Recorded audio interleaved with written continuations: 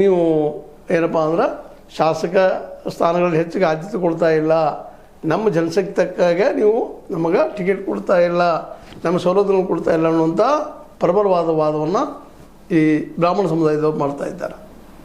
ಯಾಕಂದ್ರೆ ವಿಶೇಷವಾಗಿ ಇವತ್ತು BJP ಆಗಿರ್ಬೋದು, RSS ಆಗಿರ್ಬೋದು, ಇವು ಮೇಲ್ವರ್ಣೀಯ ಜನ್ಯ ಜಾತಿಗಳು ಹೆಚ್ಚು ಹೆಲ್ಪ್ ಆಗುವಂಥವು ಇದ್ದಾವೆ. ಠಾಕೂರ್ಗಳು ಇನ್ನಷ್ಟು ಹೆಚ್ಚು ಹೆಲ್ಪ್ ಆಗಿದ್ದರಿಂದಾಗಿ ಠಾಕೂರರ ವಿರೋಧಿ ಭಾವನೆ ವಿಶೇಷವಾಗಿ ಬ್ರಾಹ್ಮಣರಲ್ಲಿ ಹೆಚ್ಚಾಗಿದ್ದರಿಂದಾಗಿ ಆ ಸಮುದಾಯನು ಇಡೀಯಾಗಿ ಇವ್ರ ವಿರುದ್ಧ ನಿಂತು ಹೋಗಿಬಿಟ್ಟದೆ. ಹೀಗಾಗಿ ಇವು ಅನೇಕ ಘಟನೆಗಳಿಂದ ಹಿಂದೆ ನಿಮಗೆ ಗೊತ್ತಿರಬಹುದು, ಎಂಥ ಬ್ರಾಹ್ಮಣ ವಿರೋಧಿ ನಮ್ಮ ಮಾಯಾವತಿಯವರು ಗೊತ್ತದ ನಿಮಗೆ. ಮಾಯಾವತಿ ಅವ್ರದ್ದು ಬಸಪ್ಪ ಬಹುಜನ ಸಮಾಜ ಪಕ್ಷ, ಅವರು ಸಹಿತ ಅಲ್ಲಿ ಬ್ರಾಹ್ಮಣರ ಸಂಖ್ಯೆ ನೋಡಿಕೊಂಡು ಬ್ರಾಹ್ಮಣ ಸಹಿತ ವಿಶ್ವಾಸ ತೆಗೆದುಕೊಳ್ಳುವಂಥದ್ದು, ಅವ್ರ ಜನಸಂಖ್ಯೆ ತಕ್ಕಂಥ ರಿಸರ್ವೇಷನ್ ಕೊಡುವಂಥ ಕೆಲಸವನ್ನು ಮಾಡಿದ್ರು ಅನ್ನೋದು ನಾವು ನೆನಪಿಸ್ಬೇಕಾಗ್ತದೆ. ಆ ಪ್ರಮಾಣದಲ್ಲಿ ಅಥವಾ ಅದರಲ್ಲೂ ಉತ್ತರ ಪ್ರದೇಶ ಜಾತಿ ವಿಷಯದಲ್ಲೇ ಅತ್ಯಂತ ಕಠೋರವಾಗಿದೆ. ಬಿಹಾರ ಆಗಿರ್ಬೋದು, ಉತ್ತರ ಪ್ರದೇಶ ಆಗಿರ್ಬೋದು, ಒಂದ್ರ ಮೇಲೆ ಒಂದು ಪ್ರಭಾವ ಮಾಡುವಂಥ ಇದ್ದಾವೆ. ಹೀಗಾಗಿ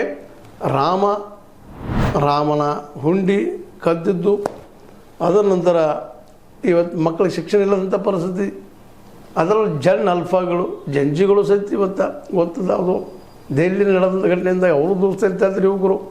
ಯುವಕರಿಗೆ ಉದ್ಯೋಗಗಳಲ್ಲಿ ನಿರುದ್ಯೋಗ ಸಂಖ್ಯೆ ಸಾಕಷ್ಟದ. ಹೀಗಾಗಿ 3-4 ಕೋಟಿಗಿಂತ ಹೆಚ್ಚಿಗಿದ್ದಂಥ ಯುವಕರು ಮತ್ತು ಅವರ ಸಂಬಂಧಿಕರು, ತಂದೆ ತಾಯಿಗಳು ಇವತ್ತು BJPಯಿಂದ ಪೂರ್ತಿಯಾಗಿ ನಾರಾಜಾಗಿದ್ದಾರೆ. ನಮ್ಮ ಉದ್ಯೋಗ ಕಲ್ಪನೆ ಯಾಕೆ ಬೇಕು ನಮಗೆ ಈ ಸರ್ಕಾರ ಅನ್ನುವಷ್ಟು ಮಟ್ಟಿಗೆ. ಇದ್ರ ಜೊತೆಗೆ ಮೋದಿ ಮತ್ತು ಈ ಒಂದು ನಮ್ಮ ಯೋಗಿ ಆದಿತ್ಯನಾಥರ ಬಗ್ಗೆ ಮಧ್ಯದಲ್ಲೇ ಸೌಹಾರ್ದತೆ ಇಲ್ಲ ಅನ್ನಿಸುತ್ತೆ, ಎಲ್ಲರಿಗೂ ಗೊತ್ತಿರೋ ವಿಷಯ ಅದ. ಹೀಗಾಗಿ ಇವತ್ತು ಏನು ಉತ್ತರ ಪ್ರದೇಶ BJP ಮತ್ತು RSS ಅದ ಆಡಂಬಲ ಆಗಿತ್ತೋ ಅದು ಇವತ್ತು ನಿಧಾನಕ್ಕೆ ಈ BJP ತೆಕ್ಕಿಯಿಂದ ಹೊರಗೆ ಹೋಗ್ತಾ ಇದೆಯಾ ಅನ್ನೋದು ಪ್ರಶ್ನೆಗಳು ಇವತ್ತು ಮೂಡ್ತಾ ಇದ್ದಾವೆ.